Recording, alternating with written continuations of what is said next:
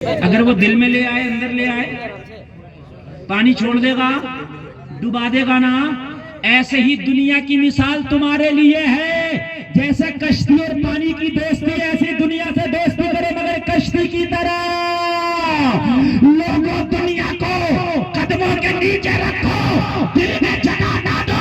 اس دل میں اگر جگہ دو تو مدینے والے مصطفیٰ کو دو، بس اور کسی کی جگہ نہیں ہے اس دل میں.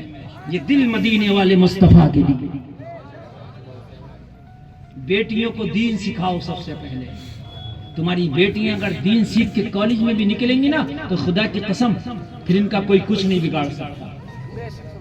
کرناٹک میں ایک دیندار گھرانے کی بچی نکلی تھی کالج میں حجاب اوڑھ کے، نام مسکان ہے.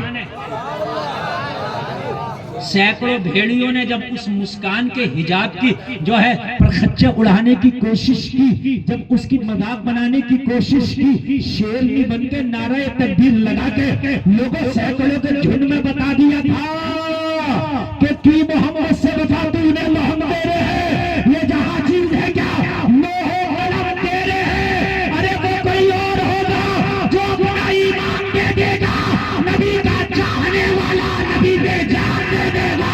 سبحان اللہ. نعرہ تکبیر، نعرہ رسالت، مذہب اسلام، دین مصطفیٰ، عظمت قرآن، نعرہ تکبیر، نعرہ رسالت. سبحان اللہ.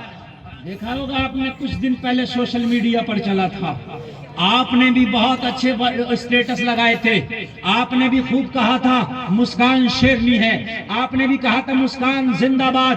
جلسے میں آنے والوں یہ کہنے سے کام نہیں چلے گا مسکان زندہ باد.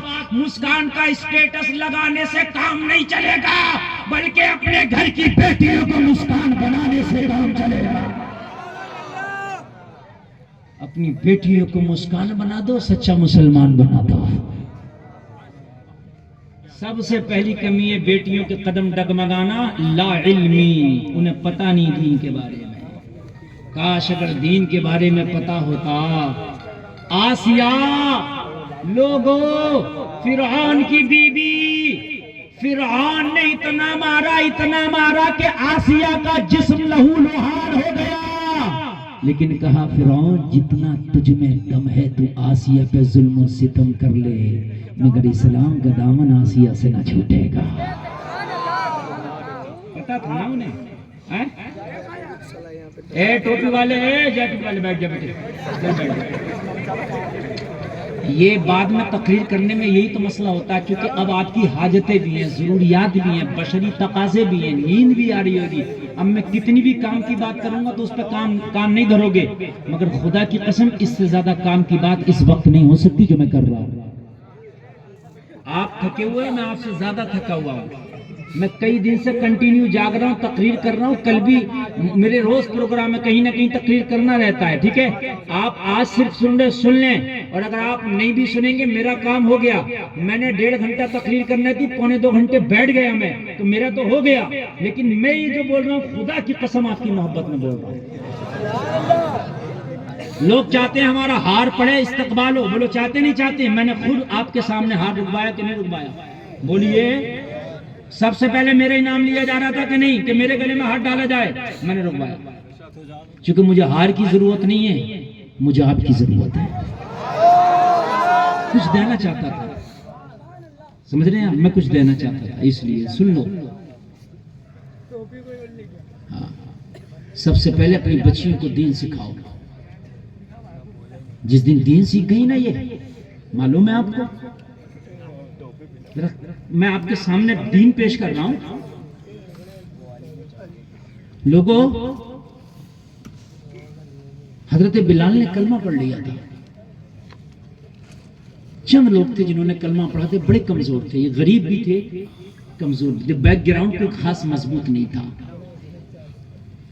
بلال کو اتنا مارا جاتا کہ بلال کی کالی چمڑی سفید چربی نظر آنے لگتی. اتنا مارا جاتا. اور پھر کہا جاتا بلال تو اس نبی کا نام لینا چھوڑ دے، تجھے آزاد بھی کر دیا جائے گا، مال بھی دے دیا جائے گا، دولت بھی دے دیا جائے گا، بلال تو مزے کرے گا، تو عیش کرے گا۔ بلال کو دکھ رہا تھا اگر نبی کا کلمہ چھوڑ دوں مال بھی مل جائے گا، عیش بھی مل جائے گا، گھر بھی مل جائے گا، آزادی بھی مل جائے گی، سب مل جائے گا، مگر بلال کو علم تھا یہ کوڑے کھانا منظور ہے، نبی کا دامن چھوڑنا منظور نہیں ہے۔ پتا تھا نا بلال کو، بس تبھی تو نہیں چھوڑا نا، پتا تھا کہ اس دامن میں کوڑے کھا کے بھی جو مزہ ہے خدا کی قسم، ابو جہل امیہ وہ تیرے محلوں میں مجھے مزہ نہیں ہے۔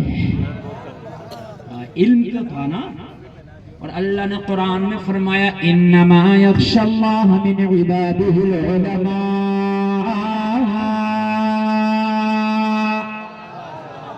اللہ نے فرمایا جاننے والے ہی اللہ سے ڈرتے ہیں۔ کیا فرمایا؟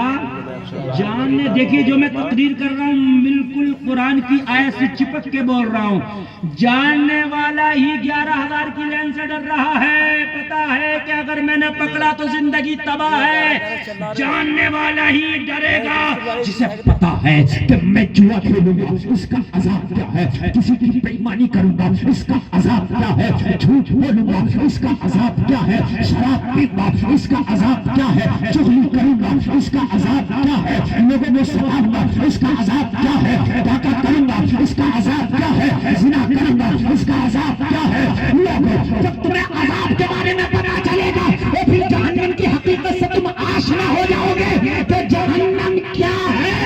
خدا کی قسم شاید ڈر کی وجہ سے آپ اس گناہ سے دور ہو جاؤ۔